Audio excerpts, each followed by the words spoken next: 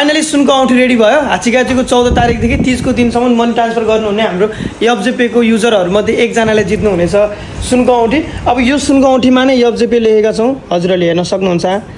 एफजेपे लेखेर एकदम डिजाइनका साथ रेडी गरेका छौँ।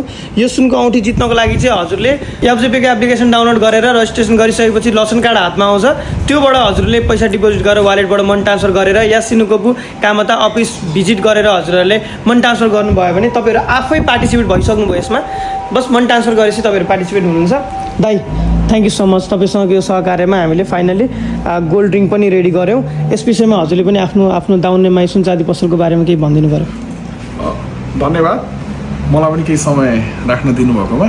विशेष गरी त मैले अरू त के भनौँ, जो अब आउँदै गरेको यो वर्षको हरितालिका 30 को उपलक्ष्यमा देश तथा विदेशमा छरिएर रहनुभएको सम्पूर्ण दिदीबहिनी एवं हामी दाजुभाइहरू पनि सबैजनालाई एकदमै धेरै धेरै धन्यवाद। अब यो एफजेपेले चाहिँ अहिले यति राम्रो एउटा तपाईँको गेस्टको लागि, आफ्नो कस्टमरको लागि भनेर यो सर्भिस ल्याउनु भएको रहेछ। त्यसमा हामीले उहाँहरूले आफ्नो कस्टमरलाई दिने रिङ गिफ्टको लागि हामीले बनाउन पनि हामीलाई अवसर दिनुभएकोमा एकदम धेरै धेरै धन्यवाद भन्न चाहन्छु। सबैजनालाई एकदम 30 को धेरै धेरै शुभकामना। Thank you so much रतनज्यू।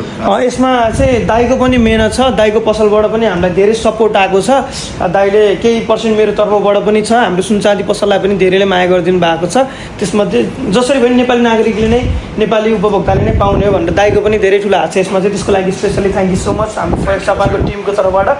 र अब यो चाहिँ हामी यसमा लिएर जाँदैछौँ। रिसिप्ट त्यहाँ रेडी भइसक्यो, बिल पनि त्यहाँ रेडी भइसकेको छ। अब यो पनि ट्याक्क दाइ यो सिकाउने गाइसिमास ल यसरी नै अब मैले हजुरहरूलाई हस्तान्तरण गरेँ। हजुरहरूले पनि यसरी नै अब तपाईँको जसले जित्नुहुन्छ विजेतालाई यसरी नै हस्तान्तरण गर्नु होला है त। दाउनेमाई ज्वेलर्सको ट्याक्क बकेटका साथ। र तपाईँ यो कोहामा, यो सिनोचो स्टेसन र खानागावा त्यसपछि गएर हाम्रो फुजी वरिपरि हुनुहुन्छ, टोकियोमा हुनुहुन्छ भने सुनचाँदीको काम चाहियो तपाईँलाई, केही सुन रिलेटेड, गोल्ड रिलेटेड, बिहा वर्तमान त जे गर्दा पनि उपयोग हुने, हाम्रो हिन्दू धर्ममा त पूजै गरिने एउटा वस्तु यो धातु तपाईँलाई आवश्यक परेको खण्डमा तपाईँहरूले सम्झिनै पर्ने नाउँ ठाउँ दाउनेमाई सुनचाँदी पसल, यो कोहामा, यो सिनोचो स्टेसन।